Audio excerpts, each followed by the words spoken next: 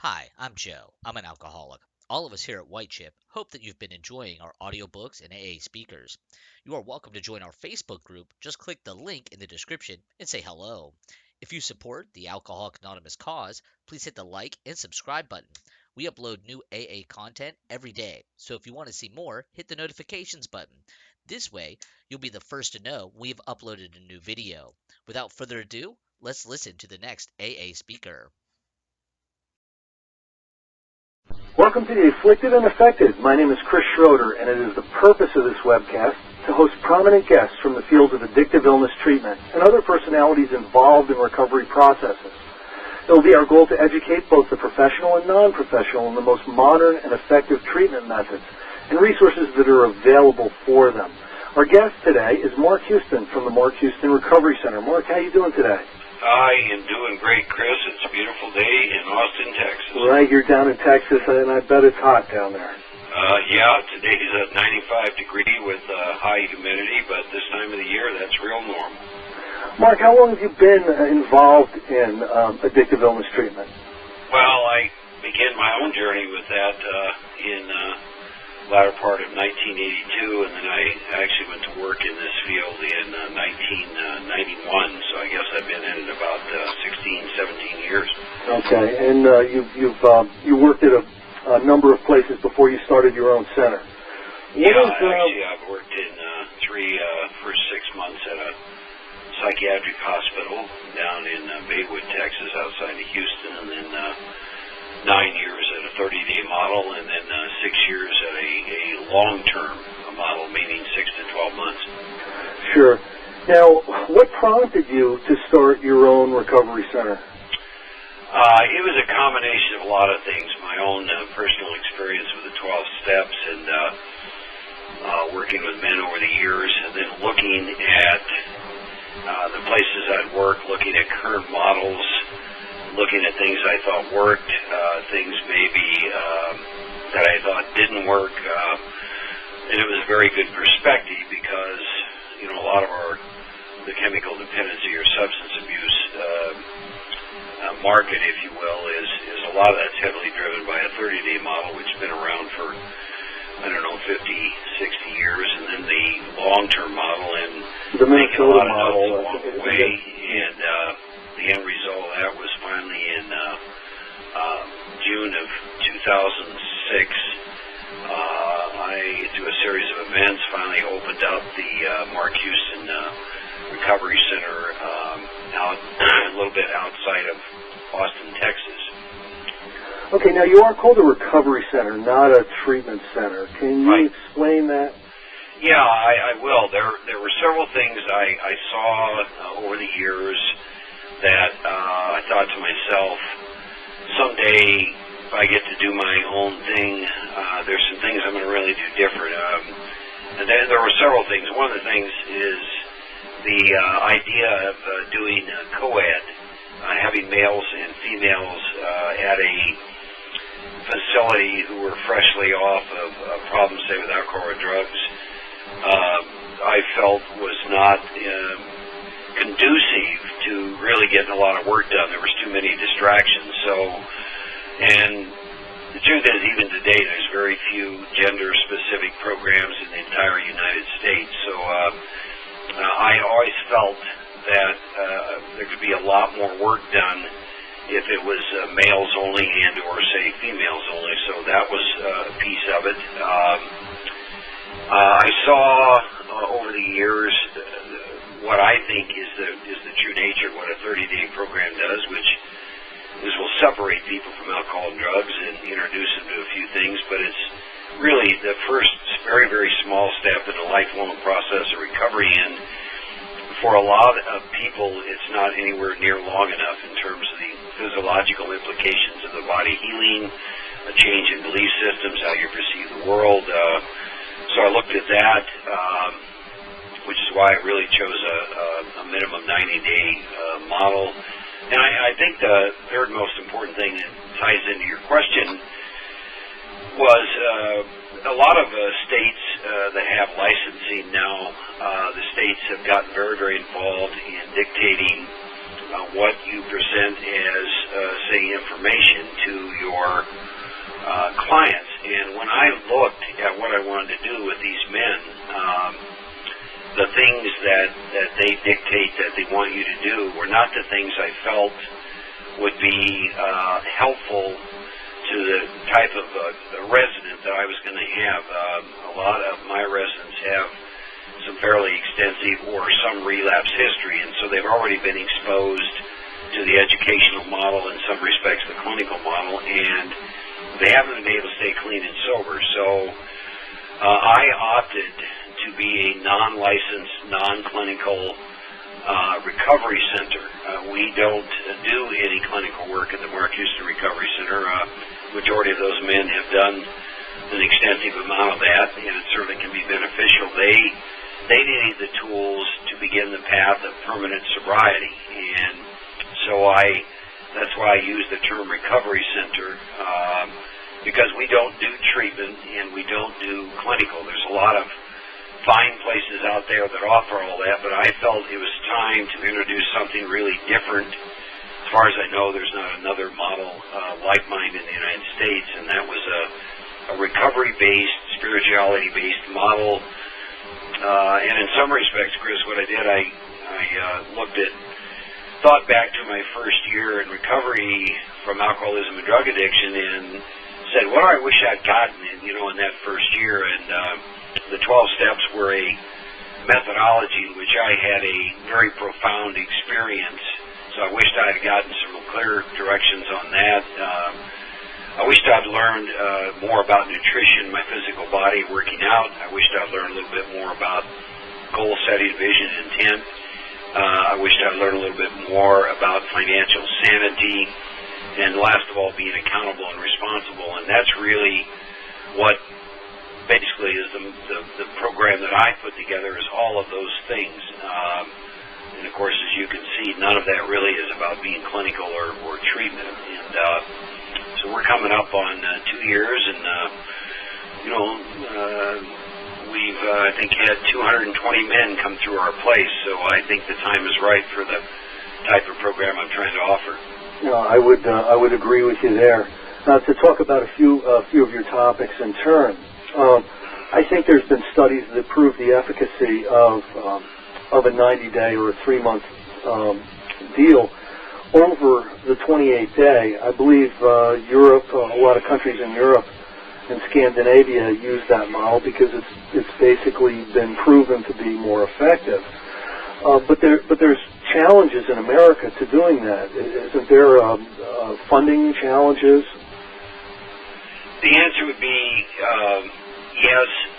Now, in my particular case, I chose a demographic that I felt would have the resources to go down that road. A lot of the better 30-day programs could cost anywhere between $20,000 and $30,000 for, say, 30 days. My particular cost right now per month is $9,500. So you do the math on that. I'm still under actually a lot of those on a monthly basis. But yes, there are challenges to that.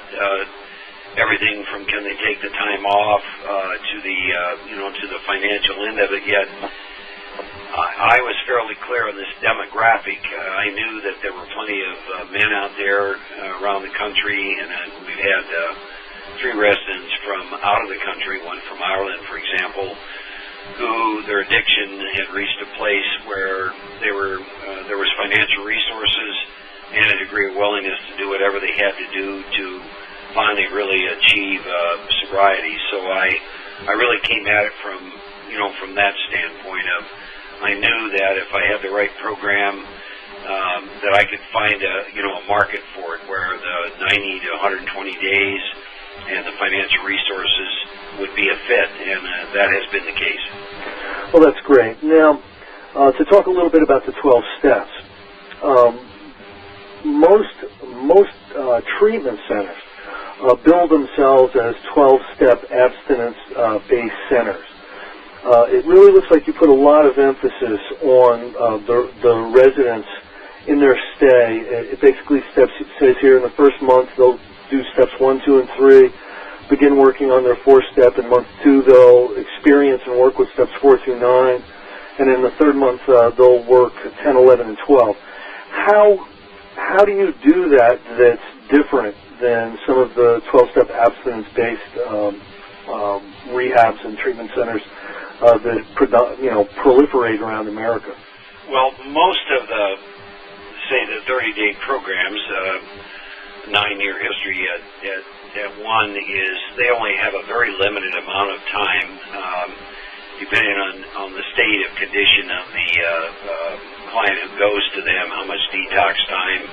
Most of them will give them some 12-step literature, talk primarily about the first 3 steps, maybe introduce them to the 4th step, and then they got to leave. And unfortunately, a lot of them don't go get hooked into 12-step groups that are real strong on then finishing off, they say, the rest of the steps. And, of course, the steps, based on my experience, only work if I do them all. And so that was the other reason for the 90 days. A significant difference between me and almost any other places is all of my residents will work through all 12 steps and have an experience. As you mentioned, the first month, work the first 3 steps out of the big book and begin to work on their inventory. And as they move into the 5th month, they finish that. I have them read their 5th step, Chris, at least 4 times to different people. They'll finish that, do step 6, 7, make a list.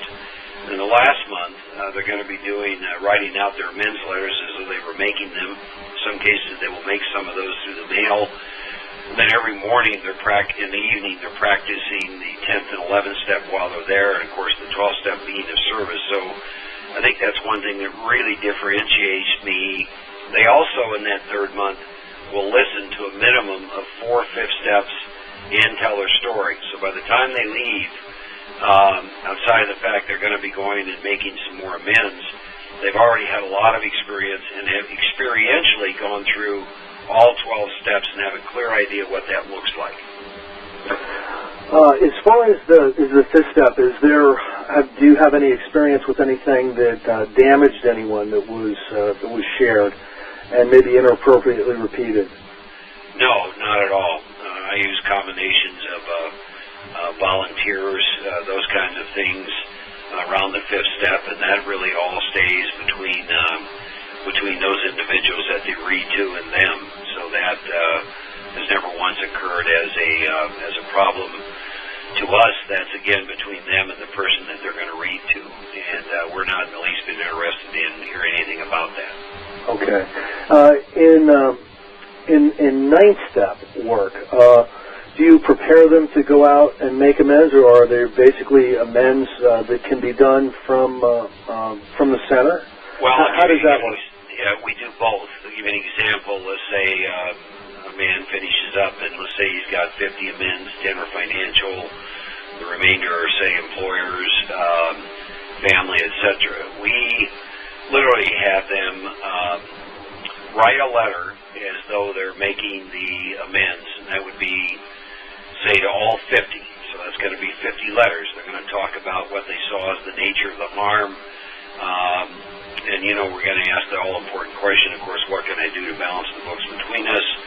In some cases, while they're there, some of the amends can be made via letter. The other thing we do, Chris, I actually have them role-play amends, because that's an area that a lot of people, I think, make it to be a lot bigger thing than what it really is. Yeah, there's trepidation. Yeah, they have a lot of fear, and so one of the things we do, we literally have them role-play, which is, okay, I'm your father. You're going to sit across me and make the amends, and we give them some of the words out of the big book to use, so they have some degree of comfort with that. So in most cases, there'll be a few amends made while they're there, and then when they leave, they have a complete stack and letters and cards of all the amends that they have to move forward and make. That's a very intense approach to the steps. It's certainly not what I would consider normal for treatment centers. You see that it gets results? Absolutely. We deal with a population we did. Outcome surveys are always a little tricky. Right? Well, they're a little tricky, but I'll just share with you, what we've looked at. We're still, new enough, 23 months open. The other day, our first 2 residents came back and visited us. And at least 35% of the guys who go through my place stay in the Austin, Texas area. So, I have what I think are some pretty realistic numbers in terms of, and I'm looking for really one thing, Chris, are they sober, clean and sober? And the last time we looked at that, we do that as a result of face-to-face because we know they're in the area, and or calls to them and or their family. I probably pay a little more attention to how their family reports to them. I would guess, right. What my numbers show, based on about 175 discharges, is 72% of the men at this point, as far as we can tell, are still clean and sober since he left my place. When we make the call, if we can no longer locate them at all, we just assume the worst, that there's probably a problem there. So,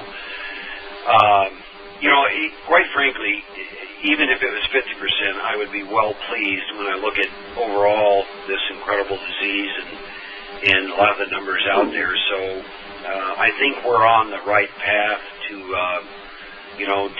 creating more guys being able to leave and really be long-term sober. I mean, for me, it was pretty amazing having my first 2 residents sit across from me and looking at them. And one's a young man. He's become he's out in Arizona now. He's studying to become a Harley Davidson, work on those. I didn't even recognize him. He put on about 40 pounds, and he's working out, and he loves his life, and he's going to meetings, and, then the other gentleman, he had a long history, 19 years in the penitentiary, and, at times he lived on the street, and he's living in an apartment. He's got a full-time job. He's sponsoring 4 men. He came down just to thank us. He's in his late 50s.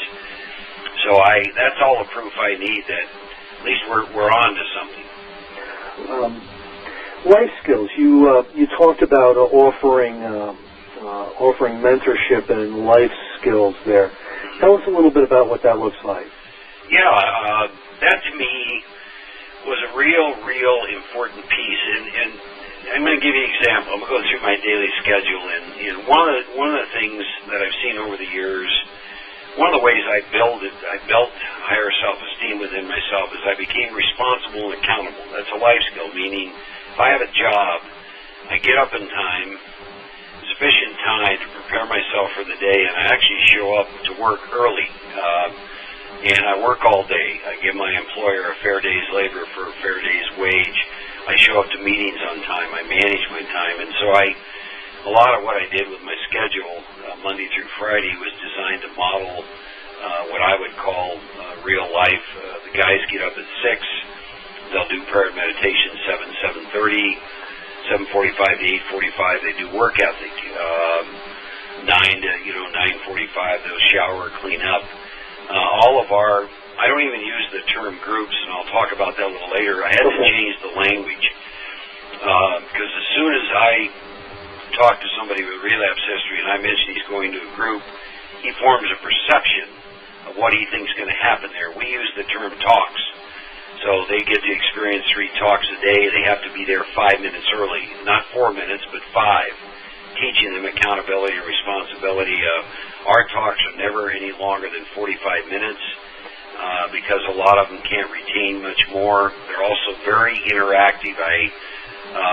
With a lot of these men over the years, I don't really agree with the lecture.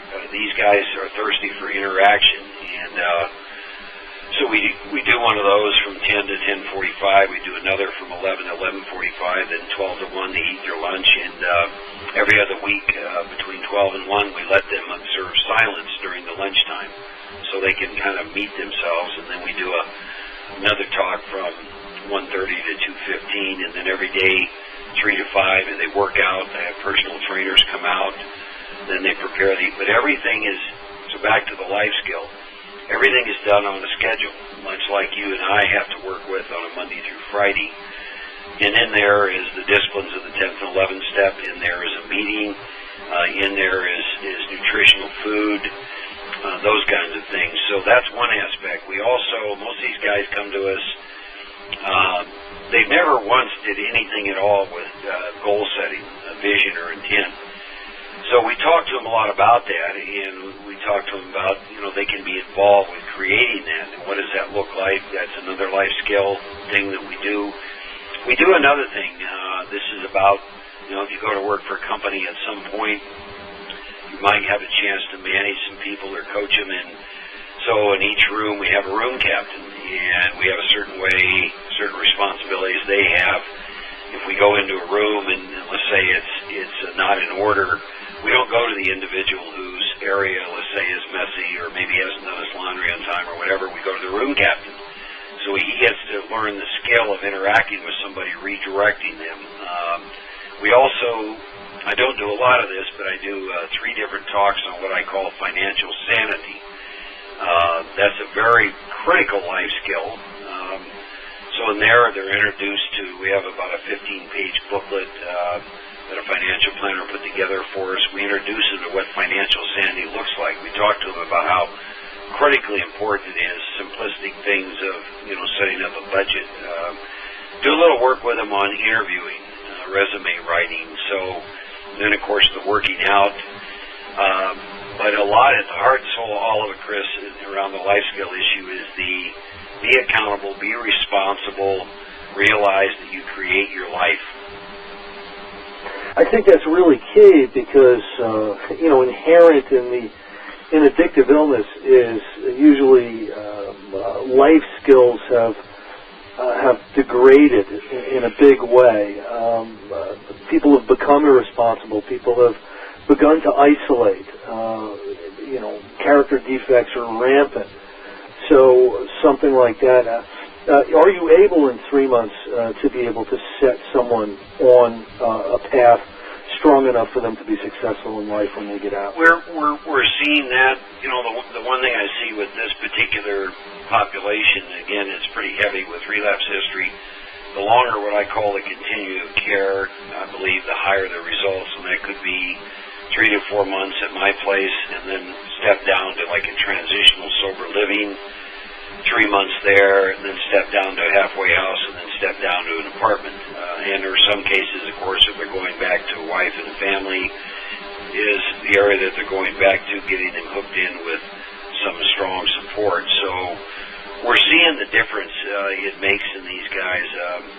I pay a tremendous amount of attention in their last month and their preparation for leaving. When they leave, there's a verbiage we use, continuing care plan, but my continuing care plan is all about really recovery, and in there is budget, finances, what are you going to look at from a standpoint of work, and some of these guys, making them understand for maybe first year or so, probably needs to be a little bit simpler job, those kinds of things. But yes, I'm seeing the impact all of this has, also the nutrition and the working out.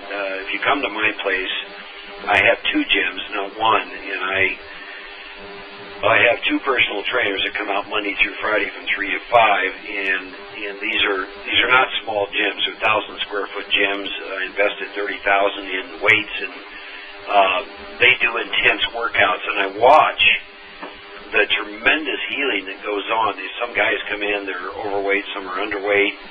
They haven't been eating properly, and watching these guys over a month, and then 2, and then 3, seeing the change in them as a result of working out 5 days a week, how much better they feel about themselves, how their look changes. Really, the integration, Chris, of everything. The body, over the years, I'd watch people get sober and completely ignore their body, completely ignore nutrition during the course of a day, not realizing the great impact that can have on mood, how they view life. So that also, to me, is a critically important life skill.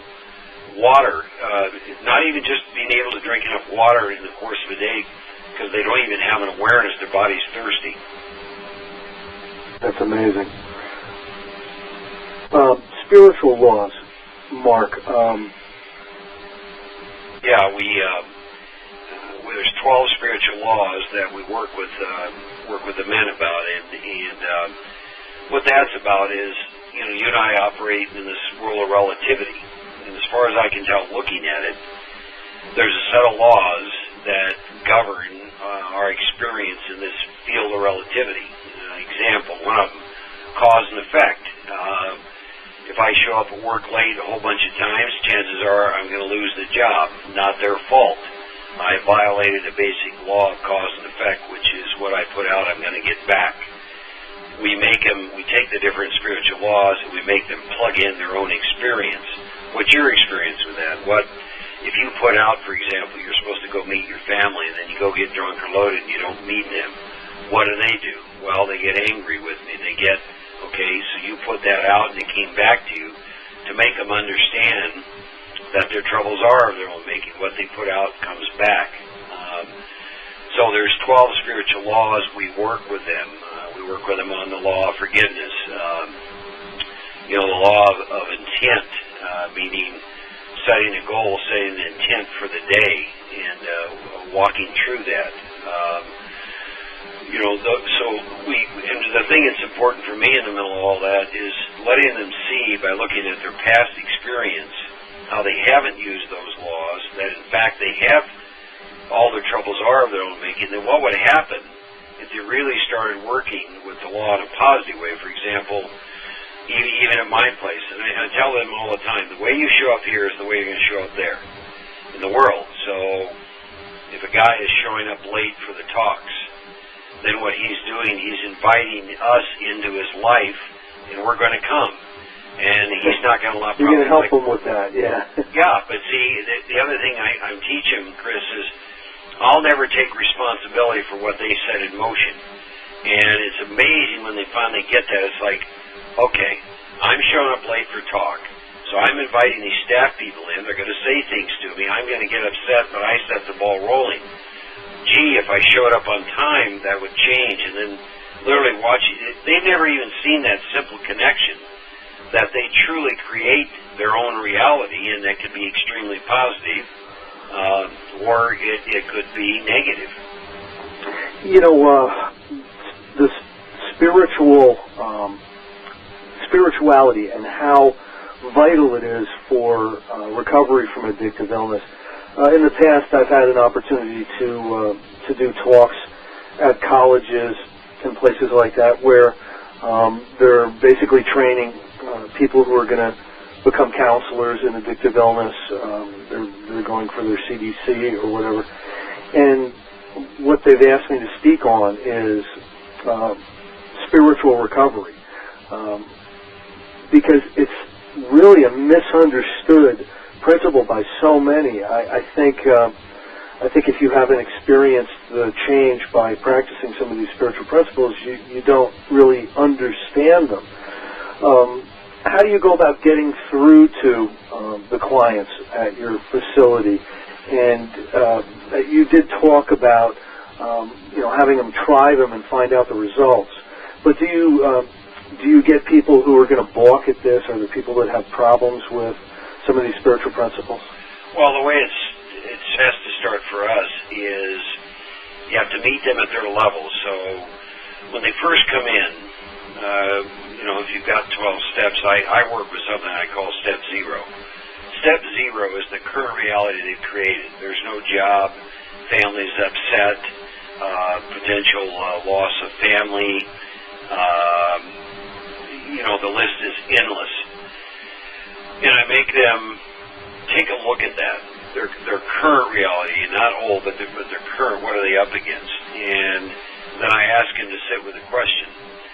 If that's the best you can do, based on all of your knowledge and all of your power, what's going to happen for you unless you begin to develop and experience new power in your life? And of course, they may be alcoholics and addicts, but they're not dumb. They'll come back to me and say, all right, I get this. And Einstein, I think, said this, and I'm probably not going to quote it correctly, but the mind that created not the problem is not the organism you go into for the solution. So if, in fact, I come to Mark Houston Recovery and my life is complete turmoil through my addiction and my behavior, my belief systems, I get them to look at that. And the reason I do that is that gets them very open-minded to the idea of willing to try something different. And then we take a look at this first step about, is your experience of your powerless over alcohol and drugs in your life unmanageable? And really getting them to look at that, particularly what I like to call the bedevilments or unmanageability, this interior condition. And we use some words: restless, irritable, discontent, trouble in personal relationships, can't control emotional nature, prey to misery and depression, all of those kinds of things. And we have him say, is all of this going on?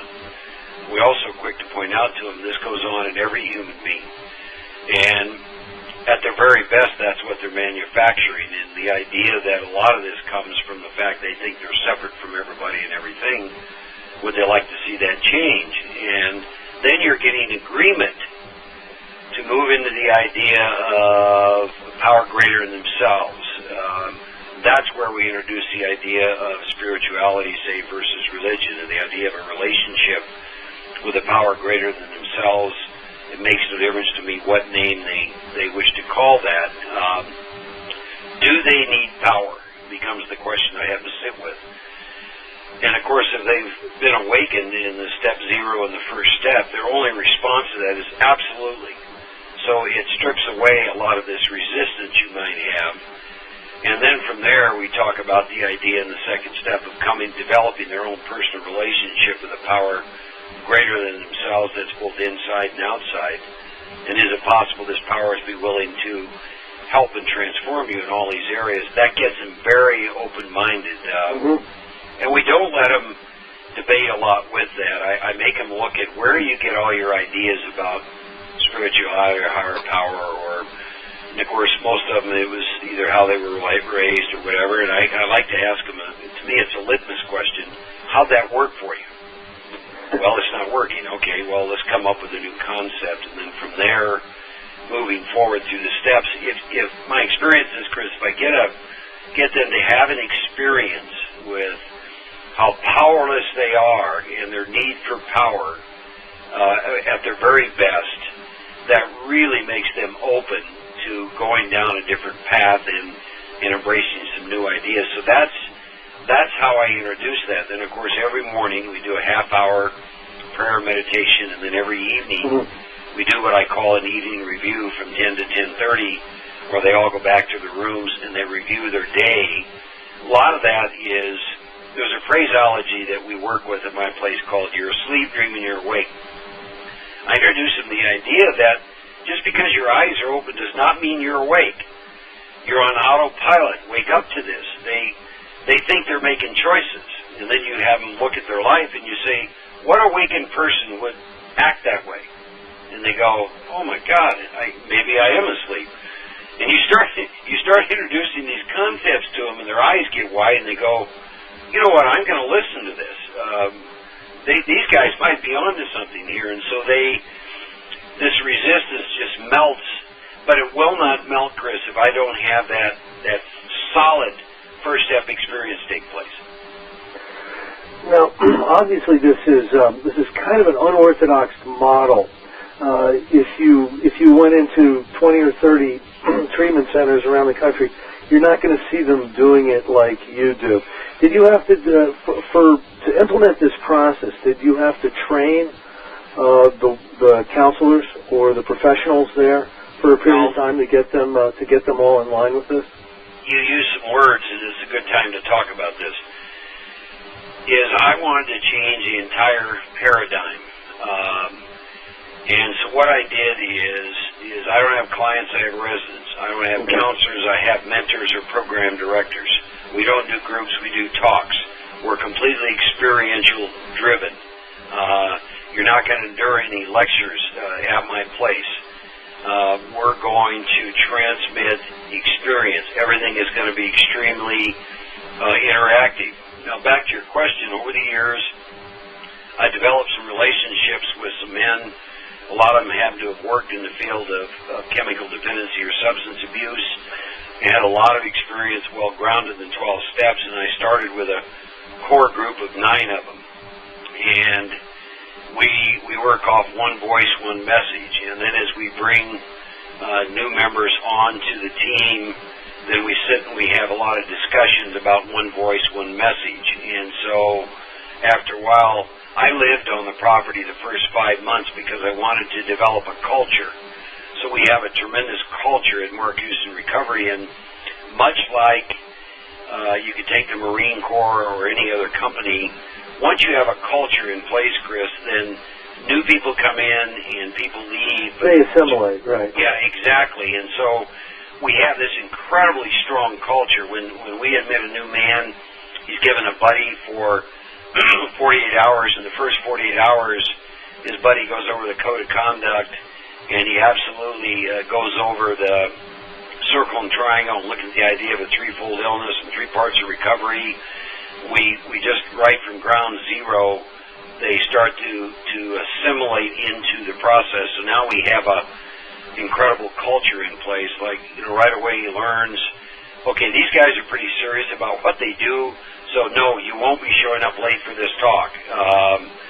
And when these assignments are due, they're going to be due on time. And these guys are about being accountable and responsible. So that's how I was able to do that. I started with a core group, and of course it's grown, but I really spend a lot of time with all of my team and a lot of in-house training and working with each other. And here's the other thing we do. A minimum once a month, I have a outside consultant come in for 2 days, and that whole 2 days he does nothing but work with my team, because there's another philosophy and experience I have is I transmit what I have, but I can't transmit what I don't. So I have him work a lot with the team from a standpoint of they'll transmit what they have. So we are continually, Chris, evaluating and being evaluated ourselves in terms of what are we transmitting. Are we being blocked by some of our own stuff, by some of our own defects? And I put tremendous focus there because I believe this is such a tremendous responsibility I've been given to help in suffering in these men and their families. And so that's how this whole thing has evolved. Now we have a culture, whether you're on the staff or a resident, but it started with a core group who I've known for years who have had a lot of the same experiences I've had. Okay, now you admit people with either an alcohol or a drug problem. Do you need to change up the processes there for someone, say, who's on crack as opposed to someone who's an alcoholic, or does everybody get the same thing?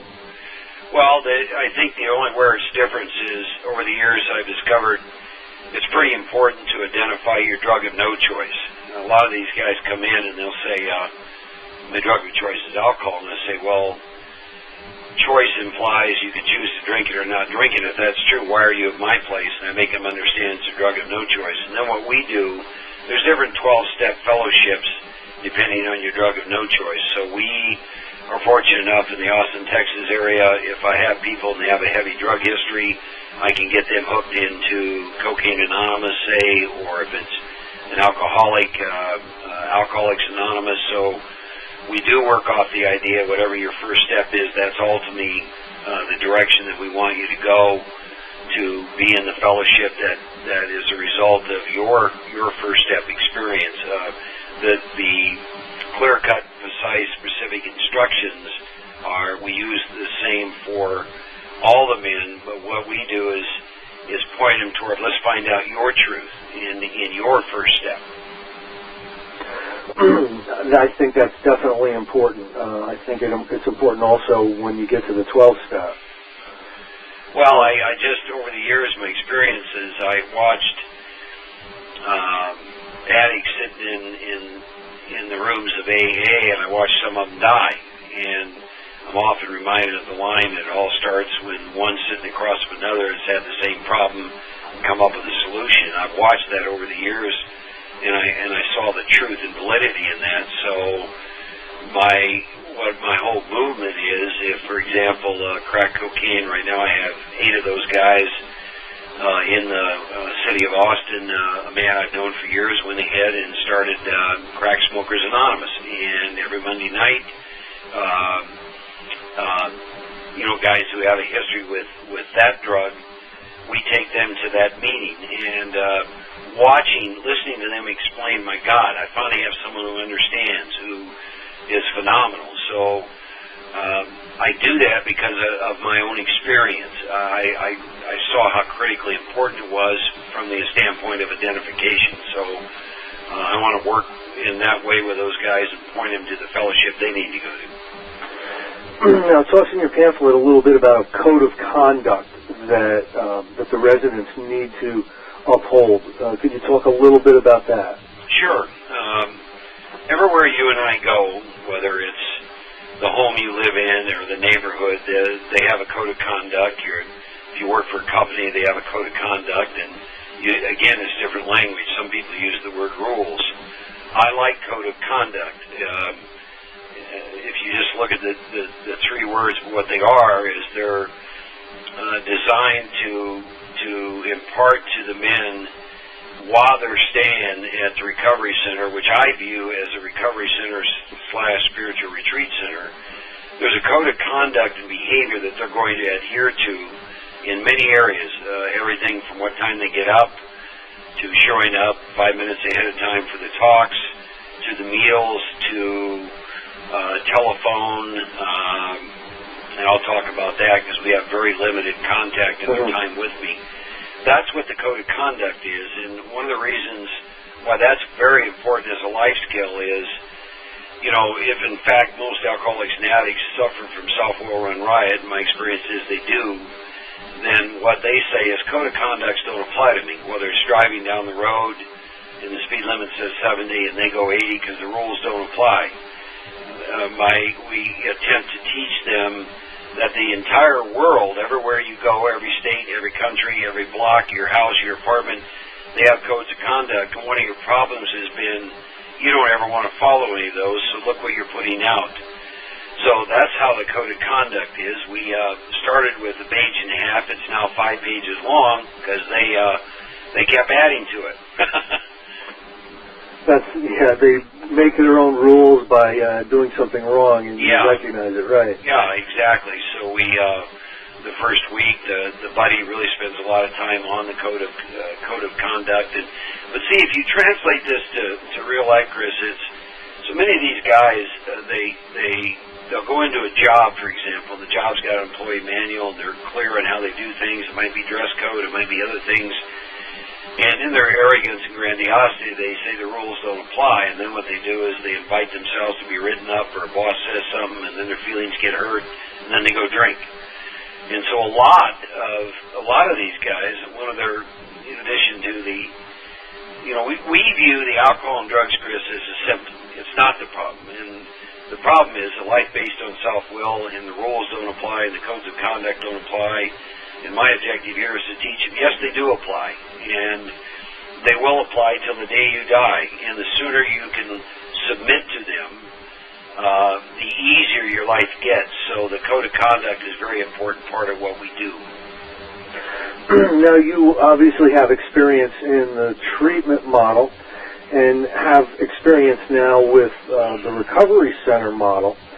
Let's just pretend for a minute that you're in front of 100 treatment professionals that are running treatment centers, and they want to do a better job with it. What would you tell them that they're missing with the treatment model?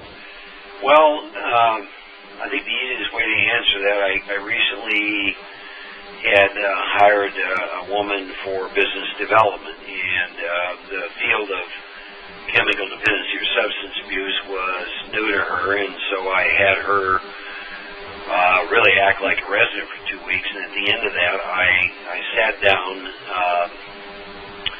with 32 men, and I said, and these men have been to a lot of 30-day programs, I said, would you please tell her what you feel is different? And I'm just going to read some of this to you. Sure. Number one is the fact that we're an all-male facility. No distractions. They can stay focused. Accountability and responsibility. when our residents leave, Chris, I have a 5-page exit survey. It's very in-depth, even down to evaluating every member of the staff, strengths and weaknesses, including me. I want to know what I'm doing right and what I need to tweak or improve on. And they come in really resisting this accountability and responsibility, but when they leave, they said it's one of the most important things you did is you made us fit into your culture and you wouldn't change for us. They talked about we model real life. We're set up like a Monday through Friday work week. They talked about the staff was behind the vision, safe environment. One thing they mentioned that's critical, much longer length of stay. One of the biggest things for them is that we're experiential, not educational. We are all about experience. Structure, discipline, and consequences was rated as being very important. One of the things over the years with alcoholics and addicts that continues with their addiction is they avoid the consequences, that law of cause and effect. At my place, they never avoid consequences. Anytime they go against call it code of conduct, there are consequences of some kind, and I'm trying to teach them that's really how life works. Limited communication with the outside keeps the focus. What that's about, first 10 days they have no contact. They get one phone call a week for 10 minutes. No visitation the first 30 days, only 4 hours the second month, 4 hours the third. I need these men to meet themselves, and they view that as a very important thing, is eliminate all the outside distractions. They felt that the nutrition and working out was critical. Smaller communities, no one ever gets left behind. Learning how to have fun in recovery, they felt the buddy system was critical. And then afterwards, when they leave, they felt that we really had their back covered from a standpoint. Some need transitional sober living, those kinds of things. So, I would probably tell these people, that the 30-day model, I think, is intended to do a critical piece. Let them stay focused on that, realizing it's only a tiny step in this lifelong process of recovery, and then the movement from there.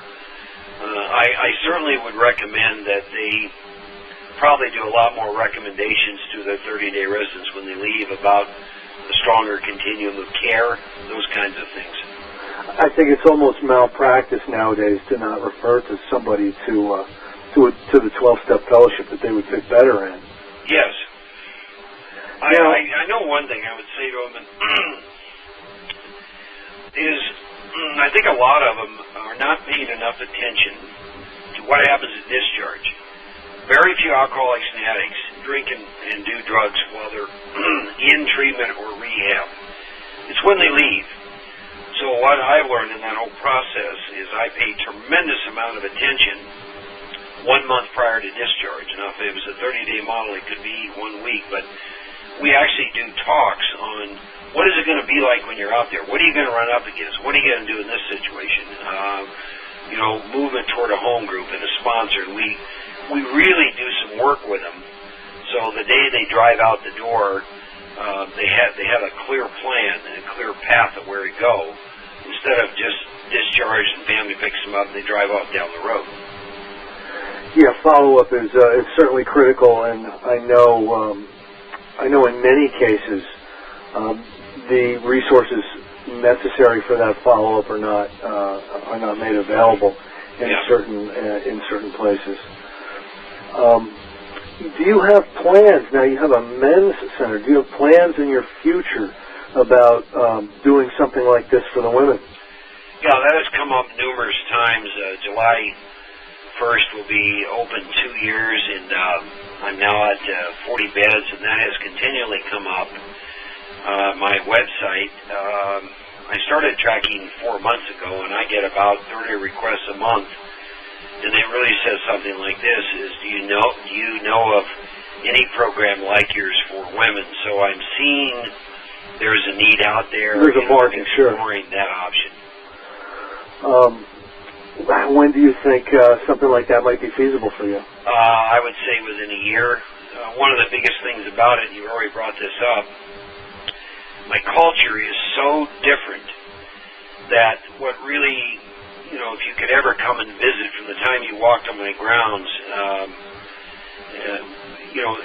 everything is very zen, it's very orderly, it's that law of order, spiritual law of order, and then there's this culture. And one of the areas I look at that would concern me is how do I communicate that culture, that same kind of a culture in a recovery center for women. And but over time, there's been different women I've met who I felt could very much be a part of that. So I'm not ignoring that. That keeps coming up, and it could very well be by the end of the third year there may be a Mark Houston Recovery Center for women. Now, I believe it was on your website. I saw something like the residents are encouraged not to play with the wildlife. Yes. What did you mean by that? Well, we have 70 acres, and so we call this beautiful property. Almost feels like you're at a retreat center, but this is Texas. So, at times with the weather, there's been known to see a few snakes or two, and occasionally coyotes, and so that's kind of what that's all about. Is don't play with the wildlife here. Don't pick up the snakes, especially if you're brand new. Stay away from them. You got to have 90 days to play with the rattlesnakes. Yeah, exactly. Do you see this model proliferating in the future? Do you see that because of the challenges to the clinical model, more and more people are going to be open to something like this? I strongly suspect that will take place. I'm sure there's plenty of people who are watching what we're doing. We don't seem to be going away. And I fully anticipate you're going to see more models that have a similar feel to this. By the way, one last thing I wanted to mention that I feel is critical to a lot of what happens is our environment. I wanted a ranch-style setting that almost felt like a retreat center because I felt that would be essential in this healing process, and that's one of the things we have there. That I know it has so much to do with the guys and their level of comfort. I've been doing this a long time, and quite frankly, very seldom do I ever deal with the issue of I don't want to be here, I want to leave, and I think a lot of it has to do with this environment with the 2 gyms and the 2 pools, and it's just not necessarily that. The houses are very clean and neat and very orderly, and I teach them that this is their home, needs to look a certain way, and so it has a very tranquil feel to it. I think that's a very, very important component in one of the things that allows us to do the kind of work. But yeah, I strongly suspect there's going to be more models similar to what I'm doing start to open up around the country. Now, Mark, we've got a few minutes left. Do you want to talk a little bit about the book Sure. that you've authored? Yeah, myself and a pal of mine, Floyd Henderson, we had worked together over with the 12 Steps for years, and really through the vehicle of meditation, one day I formulated the idea of a conversation between me and him, and me taking him through the steps, and literally over the course of about 1 month, we wound up writing a 12-step journey to self-transformation. He and I both had a pretty profound experience with the 12 steps, so we went ahead and co-authored that book together, and the book really is about me taking a man through the 12-step process so that he could have an experience. Then the book kind of went cold case for about 4 or 5 more years, and when I look back, we both felt we needed to do some more writing in 2004. So we really finished the second half of the book, which is about, attaining spiritual sobriety, mental sobriety, emotional sobriety, and physical. And so then the second half of the book came into being, and it was all experientially driven. So we were able to get that published in 2004. That sounds good. I have read the book. I liked it very much, by the way. And, I've been following you and your work for over 15 years now. Mark, where do you want to be in 10 years? What do you want to be doing? What do you want to have accomplished in the next 10 years? My overall objective and mission's always been to end suffering, and I looking at things that have been around 67 years and seeing that we're barely scratching the surface, that I'm not seeing as much what I call permanent sobriety. As I look down the road, I would like to see more Mark Houston recovery centers or something similar around. There's 2 or 3 more books I want to write. I want to continue to carry a strong message of recovery, one that is all experientially driven. In my case, it happened to be through the 12 steps. I see Mark Houston Recovery Center for Women springing up, longer continuums of care, those kinds of things. So those are, when I look 10 years down the road, that's kind of what that all looks like. And having a tremendous amount of fun while I'm doing all this stuff. It really does sound great. Mark, it's been an absolute pleasure having you on the show. Good luck in all your new adventures. Good luck with the Recovery Center, and hopefully we'll have you on again soon. Great, Chris. Thank you so much. Okay. All right. Bye-bye. Bye.